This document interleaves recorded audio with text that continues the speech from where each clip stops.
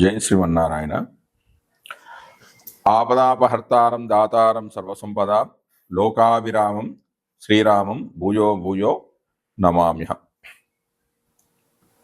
మనోజవం మార్తుల వేగం జితేంద్రియం బుద్ధిమతావరిష్టం వాతాత్వజం వానరయూధముఖ్యం శ్రీరామదూతం శిరసా నమామి.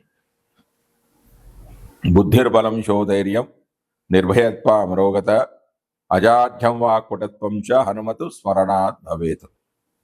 మనం ఇప్పుడు ఈ వీడియోలో జూన్ 7వ తారీఖు నుంచి 22వ తారీఖు వరకు బుధుడు గురువు కలిసి ఒకే రాశిలో స్థితి చెంది ఉన్నారు. అంటే ఏ రాశి అది? మిథున రాశిలో స్థితి చెంది ఉన్నాడు. అలా స్థితి చెంది ఉన్నప్పుడు ద్వాదశ రాశుల వారికి ఫలితాలు ఏ విధంగా ఉంటాయి అన్నది తెలుసుకునే ప్రయత్నం చేద్దాం. సహజంగా బుధుడు శుభగ్రహాలతో కలిస్తే శుభుడు, పాపగ్రహాలతో కలిస్తే పాపి. ఇక బుధుడు గురువుతో కలవడం వల్ల శుభుడే.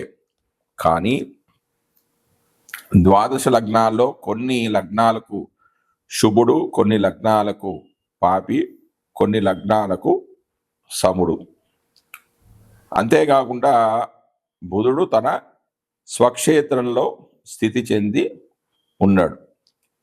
గురువుకి ఇది శత్రుక్షేత్రం కాబట్టి ద్వాదశ రాశుల వారికి లేదా ద్వాదశ లగ్నాల వారికి బుధ గురువులు కలిసి ఉన్నప్పుడు ఫలితాలు ఏ విధంగా ఉంటాయి అన్నది మనం ఇప్పుడు ఈ వీడియోలో తెలుసుకుందాం. అసలు బుధుడు అంటే ఏమిటి, బుధుడి యొక్క కారకత్వాలు ఏమిటి, గురుడి యొక్క కారకత్వాలు ఏమిటి అనేది తెలుసుకుందాం. బుధ కారకత్వాలు: వాక్కర్మ విద్య వినయో వివేకో మిత్రం సగోత్రం గణితం శృతీచ్చ విద్వాన్ సుచిరమాతల సంతతిచ్చ శిల్పీ కసానో మృదువాక్ త్రిదోష వాణిజ్య దుస్వప్న సమాన పుంసో వేదాంత మాతామహ యంత్ర మంత్ర వాయీభయో నర్తన కోశ సౌమ్య వాయువ్యకాష్ట ప్రియగోపురేగ్యాత్ అంటారంటే ఈ బుధుడు వాక్కారకుడు, విద్యకు కూడా కారకుడు, వినయానికి అంటే సౌమ్యంగా మాట్లాడడానికి, వివేకం అంటే ఆలోచనకు, మిత్రుడు, సగోత్రుడు, గణిత శాస్త్రం అంటే మ్యాథ్స్ టీచర్.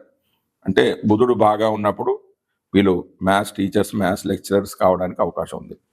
వేదం, పాండిత్యం, పవిత్రత, మేనమామ, సంతానము, శిల్పి, కళాకారుడు, బంగారం మొదలైనవి గిట్టు పెట్టడము, మెత్తని మాట, వాత పిత్త కఫ సమప్రకృతి, వ్యాపారానికి కూడా కారకుడు బుధుడు, దుస్వప్నము, శాంతి, నపుంసకుడు, వేదాంతము, మాతామహుడు అంటే తల్లి యొక్క తండ్రి, యంత్రాలు, మంత్రాలు, గుర్రము, భయము, నృత్యము, కోశాగారము, సౌమ్యత, వాయుమందు ప్రీతి, గోపురాలు బుధ కారకత్వానికి చెందినవిగా చెప్తారు. ఇంకా కావ్య కౌశలం అంటే కవితలు రాయడం, పుస్తకాలు రాయడం, రచనలు చేయడం, రసికత, జ్యోతిష్యం, తీర్థయాత్రలు, నాభి, ఆంధ్ర భాషా జ్ఞానం అంటే తెలుగు భాష మీద పరిజ్ఞానం, పక్షి భాషాది జ్ఞానం మొదలైనవి ఉత్తర కాలామృతంలో విశేషంగా చెప్పడం జరిగింది.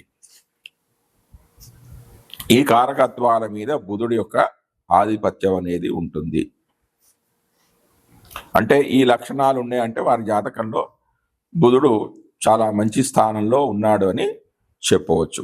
ఇక గురువు యొక్క కారకత్వాలు: సంతాన సౌఖ్యం వటనే పటుత్వం శరీర పుష్ఠీర్ద వినంతనూజ జ్ఞానం మతిస్తంత్ర విచార భూప వినోద వేదార్థ విదోంగ వీర్యం తురంగ సౌఖ్యం స్వగురు స్వకర్మ సింహాసనం గోరద వృద్ధ విప్ర శమీకరాభూషణ సత్యమేదో మీమాంస తీర్థాని యశ సురేఖ్యాత్ అన్నారు. అంటే వీటి యొక్క అర్థం ఏంటంటే సంతాన సౌఖ్యం అంటే సంతానానికి కారకుడు గురుడు, వక్తృత్వం అంటే రచన చేయడం, శరీర పుష్టి అంటే శరీరం బలంగా ఉండడం, ధనానికి కారకుడు కూడా గురుడే, పుత్రులు జాతకంలో గురువు బలంగా ఉంటే వారికి పురుష సంతానం అనేది కలుగుతుంది. అంటే పురుష సంతానానికి రవి కుజ గురువులు కారకులు, స్త్రీ సంతానానికి అయితే చంద్రుడు శుక్రుడు కారకులు, వీళ్ళు కారకులు అన్నమాట. జ్ఞానం, బుద్ధి, తంత్ర విచారణ, రాజ సమానత్వం అంటే ప్రభుత్వ ఉద్యోగము, వీటికి వినోద ప్రీతి, వినోదం అంటే ప్రీతి, వేదార్థ జ్ఞానం, శరీర బలము, గుర్రాలు, గురువు, తండ్రి నుంచి వచ్చే వృత్తి విద్య, సింహాసనం అంటే మంచి అధికారం, గోవులు, రథాలు, వృద్ధత్వం, బ్రాహ్మణుడు, బంగారు ఆభరణాలు, సత్వగుణం, మీమాంస జ్ఞానం అంటే ఒక విషయం గురించి చర్చించడం, తర్కము, జ్యోతిష్యము. అయితే బుధకారకత్వంలోని జ్యోతిష్యము ధనార్జనకు, గురుకారకత్వంలోని జ్యోతిష్యం అనేది లోకోపకారానికి, శుక్రకారకత్వంలోని జ్యోతిష్యము అనేది పలుకుబడి పెంచుకోవడానికి, యురేనియస్ కారకత్వంలోని జ్యోతిష్యము నూతన ఆవిష్కరణలకు ఉపకరిస్తూ ఉంటుంది. ఉదర రోగాలు, పెద్దన్న, తపస్సు, రాజగౌరవం, శివోపాసన, వాత కఫ ప్రకృతి మొదలైనవి ఉత్తర కాలామృతంలో చెప్పబడ్డాయి. ఇవి బుధకారకత్వాలు, గురుకారకత్వాలు. ఇప్పుడు వీళ్ళిద్దరూ కలిసి ద్వాదశ రాశిలో అంటే సహజ రాశిచక్రంలో 3వ స్థానమైన అంటే మిథున రాశిలో ఉన్నప్పుడు ద్వాదశ రాశుల వారికి ఫలితాలు ఏ విధంగా ఉంటాయి అనేది మనం ఇప్పుడు తెలుసుకుందాం. మనం ఇప్పుడు ఈ వీడియోలో జూన్ 7వ తారీఖు నుంచి జూన్ 22 వరకు మిథున రాశిలో బుధ గురువులు యుతి చెంది ఉన్నారు. ఈ యుతి చెందినప్పుడు సింహలగ్నం లేదా సింహరాశి వారికి బుధ గురువుల వల్ల జాతకుడు పొందే ఫలితాలు ఏమిటి, అంటే శుభ ఫలితాల అశుభ ఫలితాల అన్నవి మనం ఇప్పుడు ఈ వీడియోలో తెలుసుకుందాం. సింహ లగ్నం లేదా సింహరాశి వారికి గురుడు పంచమ అష్టమాధిపతి. శుభుడు అంటే పంచమాధిపత్యం అంటే పంచం అనేది కోణం కదా, ఆధిపత్యం శుభుడైన గురుడికి వచ్చింది కాబట్టి శుభుడు. మరియు లగ్నాధిపతి అయిన రవికి ఈ గురుడికి మిత్రత్వం ఉంది ఉండటం చేత అత్యంత శుభుడు. బుధుడు ద్వితీయ లాభాధిపతి కావున పాపి. లగ్నాధిపతికి బుధుడు సముడు కావడం వల్ల సింహలగ్నం లేదా సింహరాశి వారికి బుధుడు కొన్ని శుభ ఫలితాలను, గురుడు పూర్తిగా శుభ ఫలితాలను కలిగజేస్తాడు. అవి ఏమిటి అంటే బుద్ధి బలం అనేది పెరుగుతుంది, సంతాన సౌఖ్యం అనేది లభిస్తుంది, శారీరక బలం అనేది పెరుగుతుంది, అనారోగ్య సమస్యలు అనేవి తొలగిపోతాయి, తండ్రి ద్వారా కొంత ఆస్తిని పొందుతారు, బంగారు ఆభరణాలను, విలువైన వస్తువులను సంపాదించుకుంటారు, పుణ్యక్షేత్ర సందర్శన ద్వారా పూర్వ పుణ్యాన్ని సంపాదించుకుంటారు, ధనార్జన అనేది పెరుగుతుంది, వ్యాపారాల్లో లాభాలను గడిస్తారు, విద్యా వినోద కార్యక్రమాల్లో పాల్గొంటారు, ఉన్నత పదవులు లభిస్తాయి, ఉద్యోగంలో అభివృద్ధి అనేది కనిపిస్తుంది, శుభకార్యాలు చేస్తారు, జ్ఞాపక శక్తి అనేది కూడా పెరుగుతుంది, కీర్తి ప్రతిష్టలు పెరుగుతాయి. జై శ్రీమన్నారాయణ. జాతకంలో అంటే లగ్నాది కానీ గోచార వచాత్ కానీ బుధుడు దుస్థానంలో కానీ నీచస్థానంలో కానీ ఉన్నప్పుడు బుధగ్రహ జనిత దోష నివారణ కోసం ఈ కింద చెప్పిన వస్తువులు శ్రేయస్కరమైన అంటే వీటిని దానం చేస్తే మంచి ఫలితాలు అనేవి వస్తాయి. అవేంటి? రత్నము, బంగారము, పచ్చ, దీనే మరకతం అని అంటారు. పచ్చని వస్త్రము, కంచుతో తయారు చేయబడిన పాత్ర, ఏనుగు దంతము, పగడము, పెసరు, సర్వపుష్పాలు అంటే అన్ని రకాల పువ్వులు, కర్పూరం, వివిధ ఫలాలు, తులసి చెట్లు, షడ్షోపేతమైన భోజనము, ముతక పంచదార ఈ వస్తువులను బుధవారం ఉదయము బ్రాహ్మణులకు దానం చేయాలి. శక్తానుసారంగా కొన్ని వారాలు ఇందులో కొన్ని వస్తువులైనను దానం అనేది చేయవచ్చు. ఈ వస్తువులే కాకుండా నీళ్లలో ఆవు పేడ, అక్షతలు, పండ్లు, తేనె కలిపి సువర్ణ అంగుళీకము అంటే బంగారపు ఉంగరము మరియు ముచ్చపుటు ఉంగరము చేతికి ధరించి ఆ చేతితో ఆ జలం అంతటినీ బాగా కలిపి అంటే ఆవు పేడను తక్కువ మోతాదులో వేయాలి.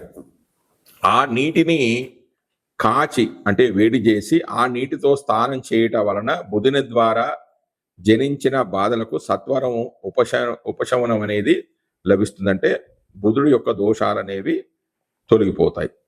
దాని తర్వాత గురుడు యొక్క పరిహారం. గురువునికి సంబంధించిన దానం చేయవలసిన వస్తువులు ఈ దిగువ తెలుపబడ్డాయి. ఈ విధంగా ఉన్నాయి.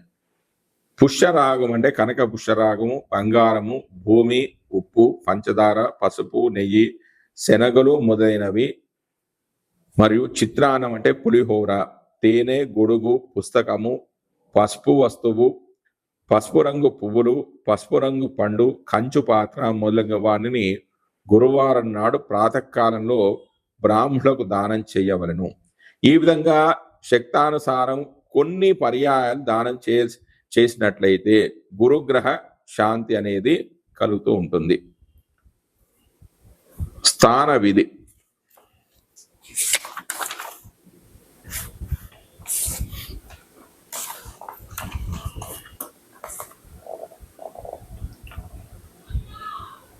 మాలతీ పుష్పాలు, తెల్ల ఆవాలు, పసుపు, తేనె మొదలగు వస్తువులను నీటిలో వేసి ఆ నీటిని కాచి స్నానం చేయాలి.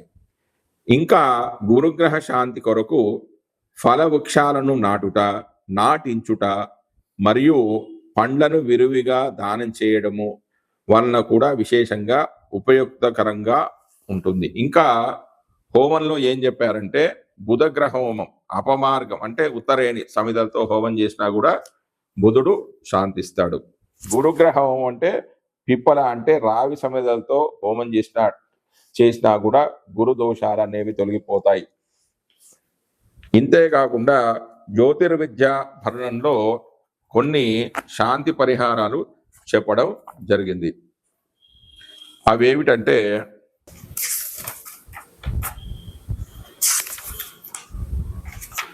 బుధ శాంతి స్థానం. హేమ అంటే నాగకేశరము, మూలం అంటే పుష్కర మూలము పేలాలు, వీటిని వరి పేలాలు అంటారు.